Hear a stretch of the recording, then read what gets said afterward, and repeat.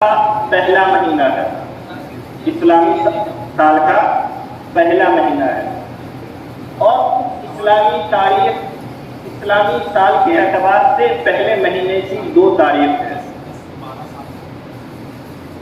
محرم کی عظمت جتنی آپ صلی اللہ علیہ وسلم کے زمانے میں تھی اتنی اب نہیں ہے، اس کی وجہ بھی سامنے آ جائے گی۔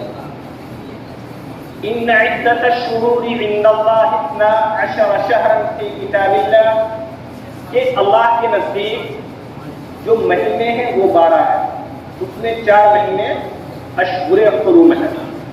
اشہر حرم یعنی حرمت والے، عظمت والے، حرمت والے، عظمت والے۔ ایک رجب اور ذی قعدہ، ذی الحج اور محرم، یہ 4 مہینے حرمت والے ہیں۔ اس کے اندر وہ آپسی لڑائیاں بالکل ترک کر دیا کرتے تھے، آپسی جنگیں بالکل بند کر دیا کرتے تھے۔ بعد میں یہ حکم منسوخ ہو گیا، بعد میں یہ حکم منسوخ ہو گیا، اسی لیے یہ لفظ استعمال کیے گئے تھے کہ اب اتنی نہیں ہے۔ لیکن بعد میں زیادہ اہمیت اس لیے بڑھی کہ یہ اسلامی تاریخ کا پہلا مہینہ ہے، تو گویا ایک حکم گیا تو دوسرا حکم آیا، دوسرا حکم آیا۔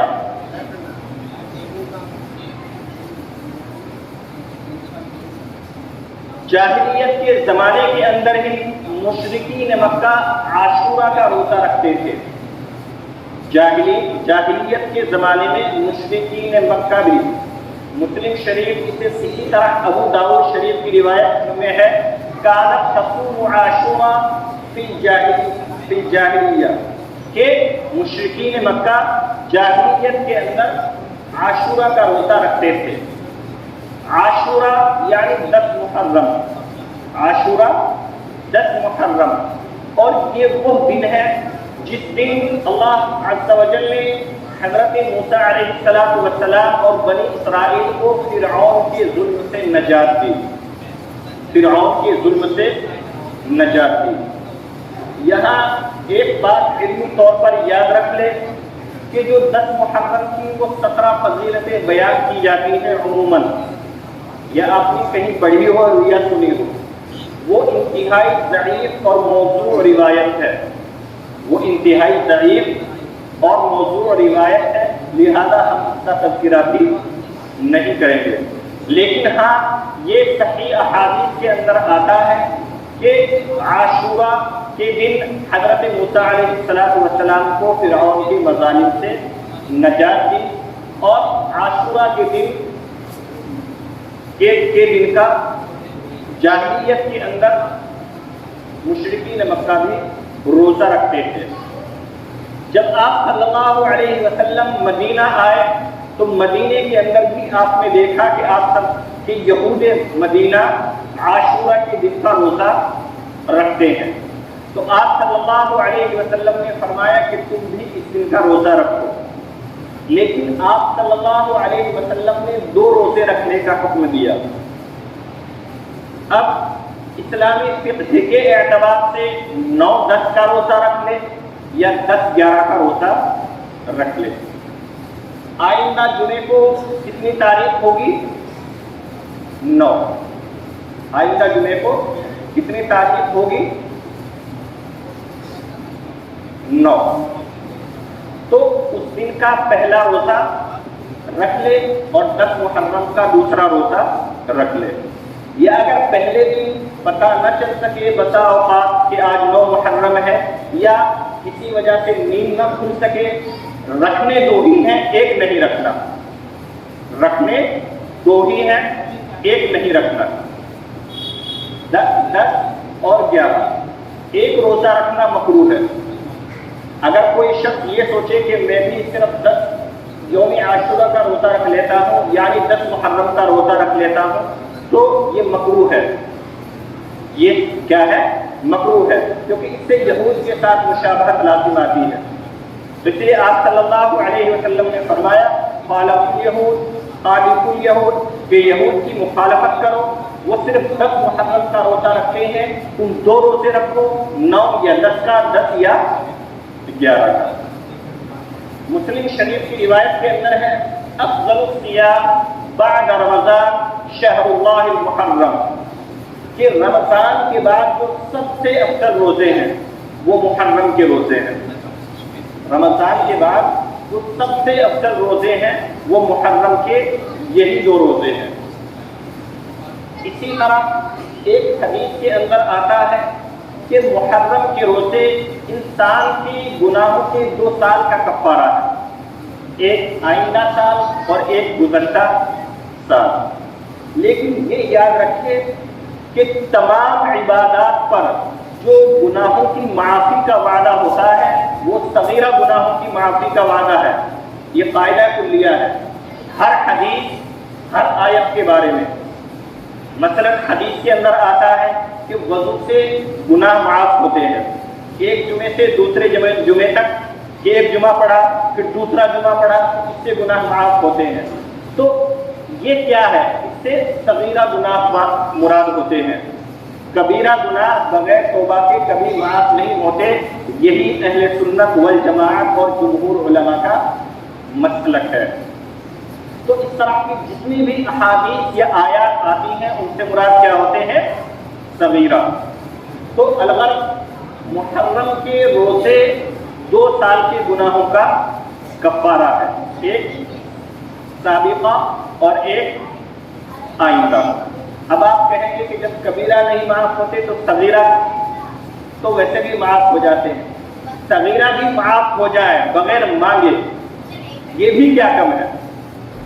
یہ بھی اللہ کی مہربانی ہے کہ صرف 2 دن کے روزے اور 2 سال کے صغیرہ گناہ معاف۔ آپ 2 دن کے روزے پر 1 سال کی محنت کسی کو نہیں دیتے، 1 سال کی اجرت کسی کو نہیں دیتے، 1 سال تک کی اس کی لفظیں نہیں معاف کرتے، لیکن اللہ تبارک و تعالیٰ 2 روزوں کی وجہ سے اللہ تبارک و تعالیٰ یہ انعام ایک مسلمان کو، ایک ایمان والے کو عطا فرما دیتے ہیں۔ یہ ہے حقیقی محرم کی فضیلت اور اہمیت۔ اب آتے ہیں اس بات پر جو ہمارے رسوم، ہمارے رواج یا بدعات کے اعتبار سے جو ہم نے محرم کے تعلق سے بنا رکھے ہیں۔ جس طرح صحیح کو سمجھنا ضروری ہے اسی طرح غلط کو سمجھنا بھی ضروری ہے، تاکہ صحیح اور غلط کی پہچان ہو سکے۔ غلط اور صحیح کا فرق کیا ہے؟ آپ سرچ کرتے ہیں نا کہ اصلی شہد اور نقلی شہد میں کیا فرق ہے، کیونکہ نقلی شہد آپ لینا نہیں چاہتے، پانی ملے ہوئے دودھ اور اصلی دودھ کا کیا فرق ہے، کیونکہ پانی ملا ہوا دودھ آپ لینا نہیں چاہتے۔ اصلی گھی اور نقلی گھی کا کیا فرق ہے؟ آپ تحقیق کرتے ہیں، جانتے ہیں کہ اگر نقلی گھی کھاؤں گا تو بجائے مجھے فائدہ دینے کے یہ مجھے نقصان دے گا، اگر میں نقلی شہد کھاؤں گا تو اس سے اچھا ہے میں چینی کھا لوں کیونکہ یہ اسی کا بنا ہوا ہے، تو آپ زیادہ قیمت دینا نہیں چاہتے۔ تو جس طرح آپ اشیاء کی پرکھ کرتے ہیں، سونے کے اندر کتنی ملاوٹ ہے، چاندی کے اندر کتنی ملاوٹ ہے، اس میں دھات ملا ہوا ہے یا کچھ اور، سونے کے اندر چاندی کو تو نہیں ملا دیا گیا، چاندی کے اندر رانگ کو تو نہیں ملا دیا گیا، پیتل کو تو نہیں ملا دیا گیا، تو آپ تحقیق کرتے ہیں، سوچتے ہیں کہ ملاوٹ تو نہیں، لیکن دین کے بارے میں کیوں نہیں سوچتے کہ صاف شفاف دین ہمارے سامنے ہوتا ہے، ہمارے سامنے بتلایا جاتا ہے، لیکن ہم اس کو اپنانے کے بجائے غلط چیزوں کو اپناتے ہیں اور ہم سوچتے ہیں کہ یہی دین ہے، وہ بول رہا ہے بولنے دو، اس کا کام ہے، اس کو آدھا گھنٹہ سننا ہے، کرنا وہی ہے جو ہماری سمجھ میں آئے گا۔ تو پھر یہ وہی معاملہ ہے کہ آپ نقلی گھی کھا کر بھی تندرست رہنا چاہتے ہیں، زیادہ قیمت دے کر. آپ رواجوں کے ذریعے، رسوم کے ذریعے، بدعات کے ذریعے غلط عقائد کے اندر مبتلا ہوتے ہیں جن کا اسلام کے اندر تصور نہیں. ان پر پیسہ بھی خرچ کرتے ہیں، ان پر پیسہ بھی خرچ کرتے ہیں، وقت بھی خرچ کرتے ہیں اور سوچتے ہیں کہ مجھے ثواب ملے گا، لیکن ثواب نہیں ملتا. مثال کے طور پر 10 محرم کو لوگ سبیلے لگاتے ہیں، لوگوں کو شربت پلاتے ہیں. تو سمجھیں، شربت پلانا گرمی کا موسم ہے، کسی کو ٹھنڈا پانی پلانا بھی ثواب کا کام ہے، کسی کو ٹھنڈا پانی پلانا بھی ثواب کا کام ہے، تو شربت پلانا بھی ثواب کا کام ہے. لیکن اگر آپ آج پلائیں گے تو کیا اللہ ثواب نہیں دے گا؟ اللہ نے منع کر رکھا ہے کہ نہیں، آج نہیں دوں گا. آپ 5 تاریخ کو پلاؤ گے تو ثواب نہیں ملے گا. آپ 6 تاریخ کو پلاؤ گے ثواب نہیں ملے گا. جب 10 محرم کو آپ لوگوں کے روزے خراب کرو گے کیا تبھی ثواب ملے گا؟ لاجک ہے کچھ. جو اللہ سال کے اسلامی تقویم کے اعتبار سے 354 مہینے کسی کو ٹھنڈا پانی پلانے پر، شربت پلانے پر ثواب دے سکتا ہے، وہ ایک ہی دن دے گا، باقی 354 دن نہیں دے گا. 354 دن وہ ہمیں شربت پلانے پر ثواب نہیں دے گا. کیوں؟ کیسا دین ہوا پھر یہ دین نہیں ہوا. اسی سے پتہ چلتا ہے کہ یہ رسم ہے. اللہ کے رسول نے حکم کیا دیا؟ روزہ رکھو. رمضان کے بعد سب سے افضل روزے ہیں، اور آپ کہہ رہے ہیں کہ مجھے پانی پلانا ثواب کا کام ہے. نبی کہتے ہیں کہ روزے کو افطار کرانا ثواب کا کام ہے، آپ کہہ رہے ہیں کہ نہیں، روزے توڑوانا ثواب کا کام ہے. سوچیں آپ کی سوچ میں کتنا فرق ہے. جبکہ آپ اس کو ثواب ہی کی نیت سے کر رہے ہیں. کوئی آدمی یہ نہیں چاہتا سبیلے لگا کر کہ مجھے گناہ مل جائے. کوئی آدمی یہ نہیں چاہتا کہ میں اس کی وجہ سے گناہ کا مستحق ہو جاؤں. لیکن حقیقت میں وہ ہے یہی. آپ ایک حادثہ ہوا جو نہیں ہونا چاہیے تھا، لیکن اللہ کے علم میں تھا، مقدر تھا، وہ ہو کر رہا. تو اگر امام حسین اور آپ ان کے ساتھیوں کو ثواب پہنچانا چاہتے ہیں، کیا ان کو ثواب کی ضرورت صرف 10 محرم کو ہی ہے، باقی سال کی ضرورت نہیں ہے؟ باقی سال کہتے ہیں وہ چھٹی رکھو، ہمارا نام لینے کی ضرورت نہیں ہے، ہمیں یاد کرنے کی ضرورت نہیں ہے، بس 10 محرم کو یاد کر لیا کرو. جس سے محبت ہوتی ہے وہ اس کو اتنا زیادہ یاد کرتا ہے، اور جو جس چیز کو رسم سمجھتا ہے وہ سمجھتا ہے کہ چلو بس کر لیا، چھوڑو. آپ اگر پورے سال میں ایک دن کر رہے ہیں، یہ اس بات کی علامت ہے کہ آپ کو امام حسین سے کوئی تعلق نہیں ہے. اگر آپ کو تعلق ہوتا تو پورے سال کرتے، یا کم از کم 12 مہینوں میں سے 1 مہینے کرتے، یا 6 مہینے تو کم از کم کرتے. لیکن نہیں، ایک دن کیا. وہ جس طرح کسی کو مجبوری میں کوئی کام کرنا پڑ جائے نا، وہ کر ڈالے کہ بس چھوڑے. بعض لوگ محرم آتا ہے تو شادی بیاہ بند کر دیتے ہیں کہ یہ ماتم کے دن ہے. یہ کیا ہے؟ ماتم کے دن ہے. کوئی گھر میں خوشی نہیں مناتے. کیوں نہیں مناتے؟ حضرت امام حسین اور ان کے ساتھیوں کو شہید کیا گیا. ساتھی کتنے تھے؟ مشہور کر رکھا ہے 72. مشہور ہے. حافظ ابن حجر صحیح سند کے ساتھ میں نقل کرتے ہیں کہ 144 تھے. کتنے؟ 144 تھے. لیکن 72 کا عدد سب کو رٹا ہوا ہے جو غلط ہے. لیکن جو 144 کا عدد ہے وہ کسی کو نہیں پتا کہ کتنے تھے. بس امام حسین کے ساتھ 72 یاد ہے جو غلط ہے. اس کا کوئی معیار بھی نہیں ہے، اس کا کوئی مدار بھی نہیں ہے. اور 144 کا معیار ہے، صحیح سند موجود ہے کہ ہاں اتنے تھے. تو اس لیے کہ وہ 10 محرم میں شہید ہوئے تھے، اس لیے ہم ماتم مناتے ہیں۔ چلیے اس کو عقل کی کسوٹی پر رکھتے ہیں۔ اگر آج آپ کے گھر میں کوئی بیمار ہو اور 5 دن بعد وہ انتقال کر جائے، تو انتقال کے بعد آپ سوگ مناؤ گے یا انتقال سے پہلے ہی؟ انتقال کے بعد مناؤ گے نا، انتقال سے پہلے تو نہیں مناؤ گے۔ لیکن جو رسمیں ہوتی ہے نا وہ اول جلول ہوتی ہے، ان کا کوئی معیار نہیں ہوتا۔ حضرت امام حسن کی شہادت کب ہوئی اور ان کے ساتھیوں کی؟ 10 محرم کو۔ چلو اگر مان لیتے ہیں بالفرض آپ کو ماتم منانا ہی ہے تو 10 کے بعد مناؤ۔ 10 تک تو ماتم منایا اور جیسے ہی 10 گیا ساری چیزیں کھل گئی۔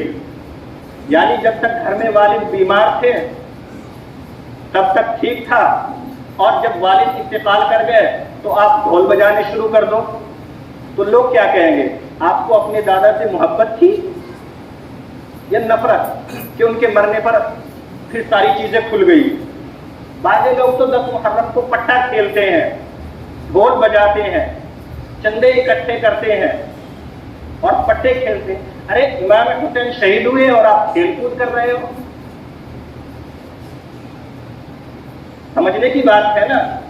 آپ اگر عقل کی میزان پر رکھے تو اتنا سا بھی وزن نہیں ہے، کیونکہ اگر مان بھی لے بالفرض ہم آپ ہی کی بات کو تسلیم کر لیتے ہیں کہ سوگ منانا چاہیے، لیکن وہ بعد میں منایا جاتا ہے یا پہلے؟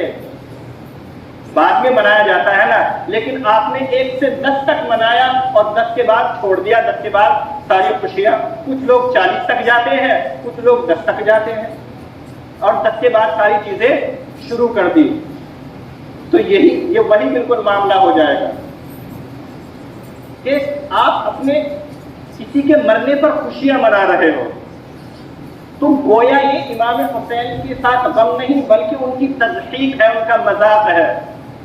اور اسلام کے اندر حکم کیا ہے کہ عورت کے لیے اگر اس کا شوہر مر جائے تو 4 مہینے 10 دن سوگ، 4 مہینے 10 دن سوگ، اور اگر گھر میں کسی کا انتقال ہو جائے اس کے علاوہ تو صرف 3 دن سوگ منانے کی اجازت ہے۔ حدیث کے اندر آتا ہے کہ حضرت ام حبیبہ رضی اللہ تعالی عنہا کے والد کا انتقال ہوا تو 3 دن کے بعد انہوں نے اپنی آنکھوں کے اندر سرما لگایا، زینت اختیار کی اور فرمایا کہ میں یہ زینت اس لیے نہیں اختیار کر رہی ہوں کہ مجھے زینت حاصل کرنے کا شوق ہے، زینت حاصل کرنے کا شوق ہے، بلکہ اس لیے بتلا رہی ہوں کہ آپ صلی اللہ علیہ وسلم نے فرمایا کہ 3 دن سے زیادہ سوگ کی اجازت نہیں ہے، 3 دن سے زیادہ سوگ کی اجازت نہیں ہے۔ اور میرے والد کو گزرے ہوئے 3 دن ہو چکے، تو صرف میں مسئلہ بتلانے کے لیے، اور امام حسین اور ان کے ساتھیوں کو شہید ہوئے کتنے سال ہو گئے؟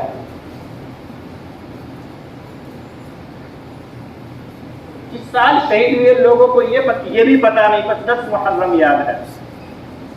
کتنی عمر کے اندر شہید ہوئے یہ بھی پتا نہیں، 57 سال کی عمر ہوئے اور شاید سال تھا 66 یا 67 ہجری کے آس پاس، دونوں میں سے ایک ہو سکتا ہے۔ تو یعنی 1300 ساڑھے 1300 سال گزر چکے ہیں، اور ہم نے ماتم منا رہے ہیں، اور کتنے دن؟ 10 دن۔ کب تک؟ جب تک شہید نہیں ہوئے، یعنی جب تک وہ زندہ رہے تب تک ماتم منایا۔ تو آپ کو ان کے زندہ رہنے کا غم ہے یا ان کے مرنے کی خوشی ہے؟ ذرا سوچو تو، اگر آپ کے والد آج فوت ہو جائے، آپ کے والد فوت ہو جائے تو گھر میں، محلے میں، پڑوس میں اگر کسی کے یہاں شادی ہو تو وہ بھی خوشی نہیں مناتا، وہ بھی ڈھول باجے نہیں کرتا کہ آپ پڑوس کے یہاں انتقال ہوا ہے۔ لیکن آپ لوگ 10 محرم کو یہی کرتے ہیں اور سوچتے ہیں کہ ہم دین کا کام کر رہے ہیں، ثواب کا کام کر رہے ہیں، ہم ان کی یاد منا رہے ہیں۔ ان کی یاد یہ بھی تو ہو سکتی ہے کہ آپ ان کی طرف سے 1000 مرتبہ کلمہ پڑھ دیں، 1000 یا 10 غریبوں کو کپڑے دے دے، 10 غریبوں کو کھانا کھلا دے، 10 گھروں کا انتظام کر دے، جو چیز ان کو نہیں مل سکی، آپ ایسے مقام پر کوئی پانی پینے کا فریج، کوئی پانی پینے کی ٹنکی لگا دے جہاں عموماً پانی پینے کی جگہ نہیں، اور وہاں پر لکھ دے کہ یہ امام حسین کی یاد میں ہے، کہ ان کو کہ پانی کی قدر کرو، یہ امام حسین رضی اللہ عنہ کو پانی نہیں ملا تو آپ یہاں سے پانی پی سکتے ہیں اور یہ ان کی یادگار میں ہے۔ لیکن یہ کام نہیں کرنے، کیونکہ اچھے کام شیطان چاہتا ہی نہیں کہ ہم کریں۔ اسلامی طرز پر نہ کوئی ڈسپینسری یا جتنے بھی رفاہی کام ہو سکتے ہیں امام حسین کے نام پر کہیں مسلمانوں کے اندر ملتے ہیں، کیوں نہیں کر سکتے آپ؟ بس یہ 10 محرم کو ماتم رہ گیا آپ کے لیے، باقی پورے سال آپ کہہ دے کہ آج امام حسین کے ایصال ثواب کے لیے ہم نے کھانا تیار کیا ہے، 100 غریبوں کو کھانا کھلائیں گے۔ کبھی کسی مسلمان نے کیا ہے؟ نہیں کرتا، کیونکہ اس سے ثواب ملے گا۔ تو وہی نقلی دودھ اور اصلی شہد کا فرق ہے۔ سوچ لیں کہ ہم کہاں جا رہے ہیں۔ اللہ ہم کی توفیق عطا فرمائے۔